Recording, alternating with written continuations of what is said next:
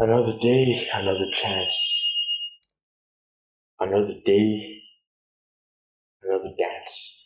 Today I'll be working on chapter 14 on the book JavaScript for Kids for Dummies. So obviously we're gonna be doing a JavaScript program. It's gonna be a very nice book, right? It'll be a very great way into getting you guys into like proper programming, not the type that we do at the beginning. So if you can go to page 234. Go to the front page before that. It'd be about making decisions with the if-else statement, right? So I'll talk a little bit more, I'll elaborate more on that. All you need to do is just adjust something here. Let's get to it. Yes, sir. Making decisions with the if-else statement. When you need to make an either or yes, no statement, the if else statement is your best friend. In this chapter, you learn how to use if else statements to create and navigate choices in JavaScript programs. So let's say, for example, you got this JavaScript pizzeria in the web browser. So this is what you want to see in the web browser. So how many pizzas do you want? What kind of pizzas? Where do you live? Is it your birthday? Place order. So obviously this relies on the prompt key. Right on the prompt key source and event listener as well. So the event listener will activate or allow the command to affect the actions of the button. Let's say, for example, your event listener was a clicking movement or clicking action with the mouse. But as soon as you click on the mouse, this will activate the prompt to display the results that you instruct in its function portion of the JavaScript, right? So Boolean Logic. Chapter 9 talk about JavaScript operators and show you how they work in the JavaScript Super Calculator. Let's briefly review the comparison operators here. The equality operators are 2 equal signs and 3 equal signs. The difference between these two is the double equal to convert values between different types. For example, if you compare 3 and 3, the double equal operator say that they're equal, while the triple equals operator say they aren't. Right, so basically two equal signs would mean it's equal-ish, it's true-ish, whereas three equal signs is just straight on the head of the nail. It's just straight to the hip, right straight to it. If they don't equal each other, the value would be false. If they equal each other, then it be true. The triple equals operator is called the strict equality operator. Recommend that you always use strict equality operator to avoid bugs. So not equal is put an exclamation point before the equality operators. They tell you whether the two values are different. The strict not equal operator compares values without converting their type, and the not equal operator converts between data types before comparing.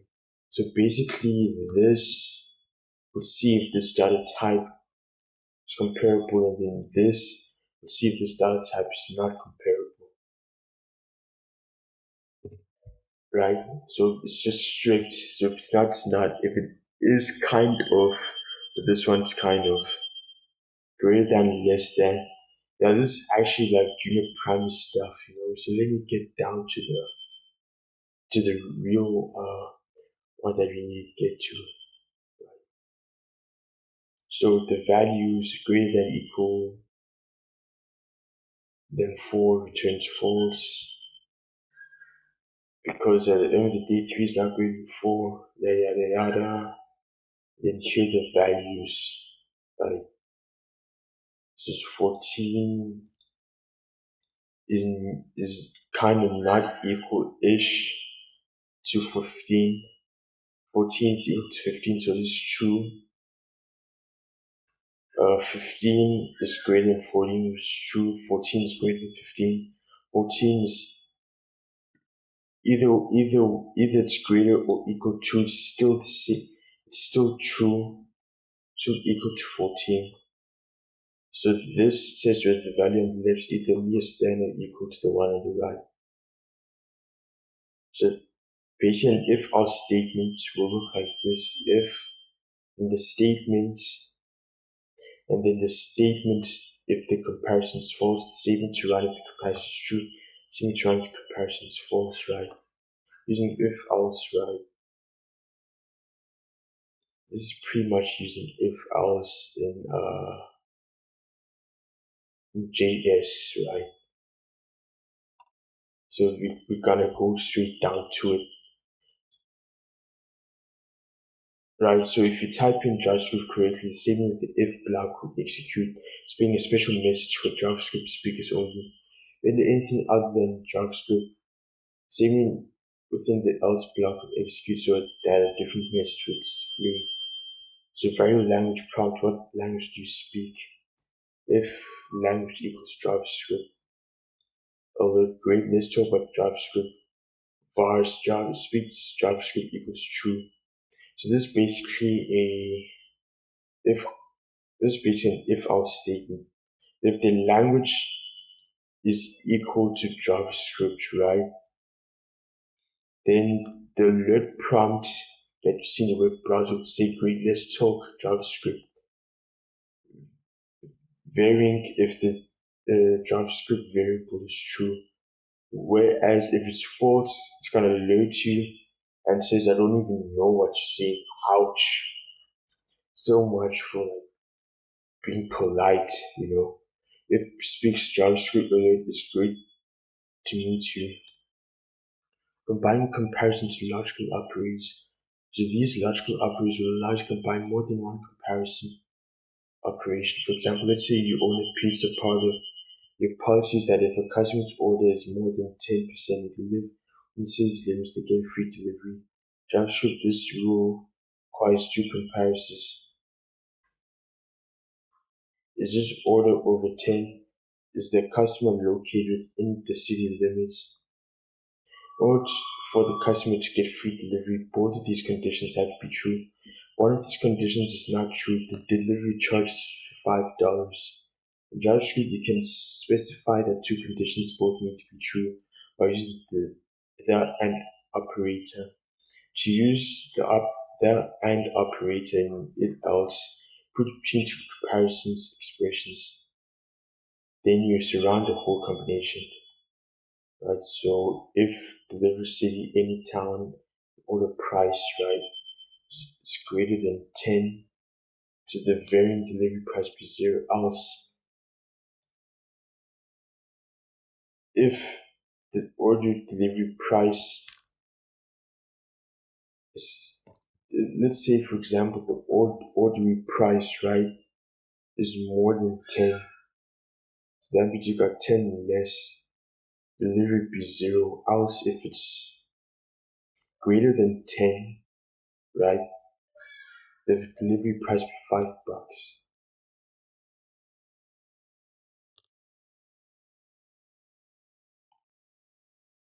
Yeah.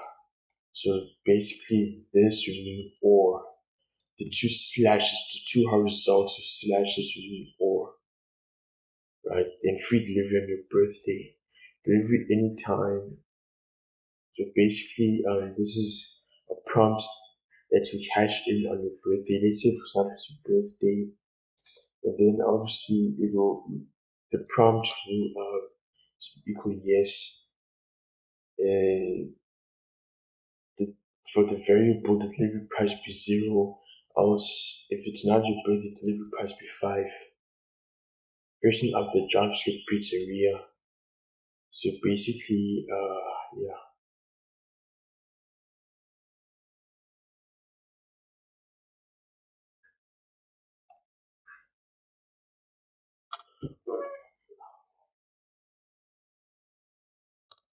So basically, adding the new item to the menu. Most important new feature at this point is spruce up the menu. The cook has invented a new kind of pizza that's baking regular apples for different kinds of cheese and a corn dog on top. Calls it the supreme pizza. promise the supreme pizza is very expensive to me. Most because of the contact, so it's difficult to find a gourmet contact in any town. Owners decide to charge an extra 2 for each supreme pizza. Drivers add the supreme pizza to the menu and update the price when it's ordered. So basically what you're gonna do is in your HTML panel, the one that you see here, right? Yeah.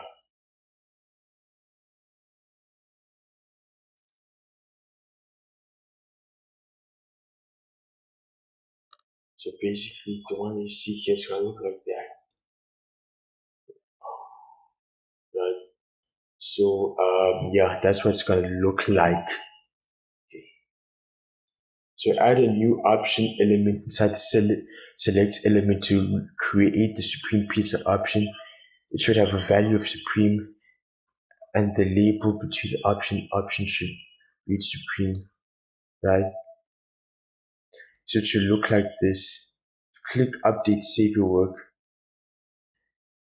and then test to make sure that supreme shows up as a new option in the pizza type drop down list. So function calculate price, number of pizza, type of pizza, variable order price, number pizzas times 10. So variable extra charge, right? Calculate the extra charge of this one order price plus extra charge return order price. So that's what you're going to be doing. Making decisions with the if else statement. So right below the comment that reads calculate extra charge. If this one, type the following if else statement. If that. So basically this statement checks type pizza variable to see if the supreme was selected. If so, multiply the number of pizzas by 2 in order to get the number of dollars to add to the price. Save your work by clicking update and then try it out. Select the supreme pizza. You should now see that the total will be equal to 12 times the number of pizzas you ordered. Right? So basically, thank you for your order. Your total is $12.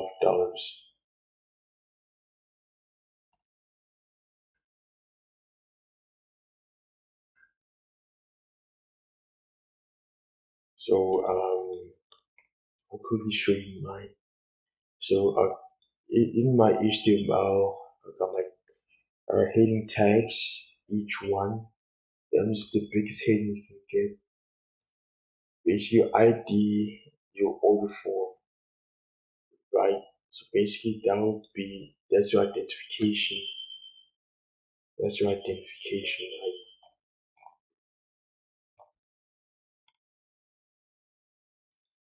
Okay. How many pizzas do you want? Input type, number of equals number of pieces, what kind of pieces. So select label BR, label where do you live, set ID, delivery city, option value, anytime, Sacramento, Beverly Hills. Is it your birthday, identification, birthday, yes, no. And then here's your source script. Here's your source element, script source, right? So your prompt value, right? Your source prompt.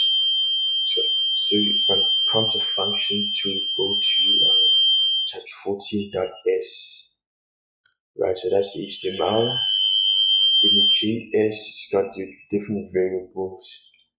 So there's no arrays. The reason why there's no arrays is due to the fact that there's no value that needs to be added in, because it's based on. It's not like you have a choice in what there's no arrays, because it's not like it's based on something that you do that you have to like choose from. You add your own values, you add your own input. So listen for button clicks, document, get element by, place order, add event list, and click place order. function place order, variables get elements for ID, right? So basically, so basically, so what you're doing is you're gonna take the variables, right? Get element by identification, so you can identify number of pieces, right? So the function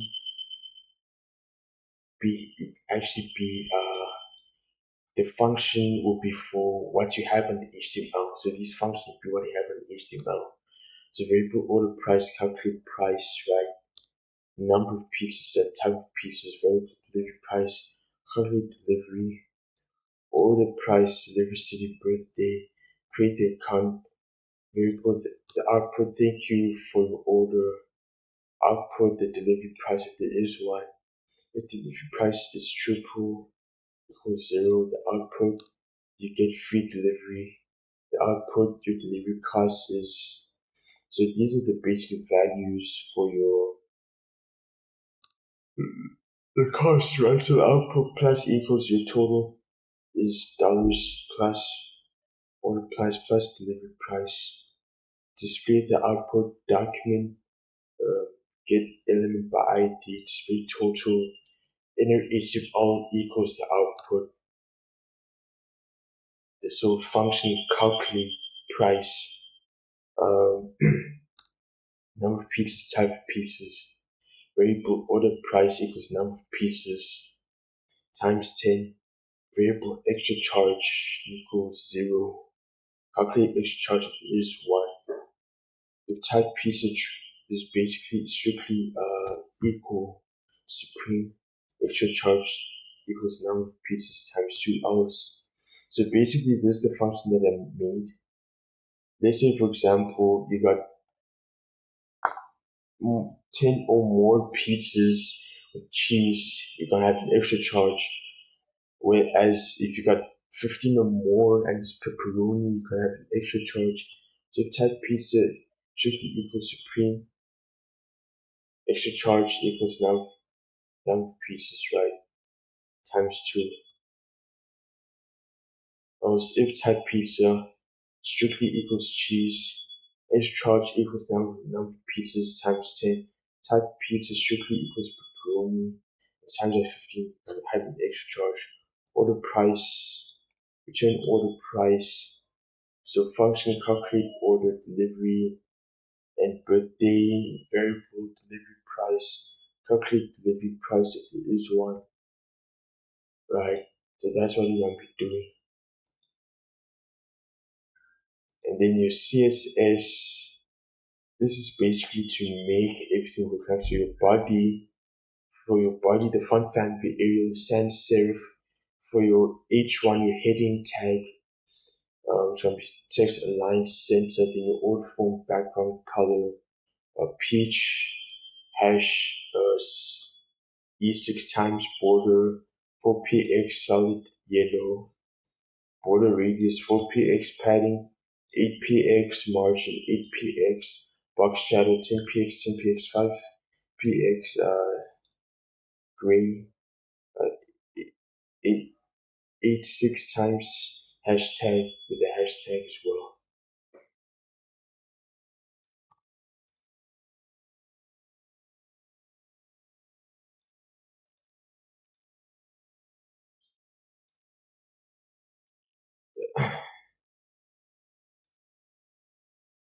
Thank you very much for your time. Thank you very much for giving me the opportunity, right, to basically explain what I need to explain. I hope it was very productive, and yeah, I'll see you next time.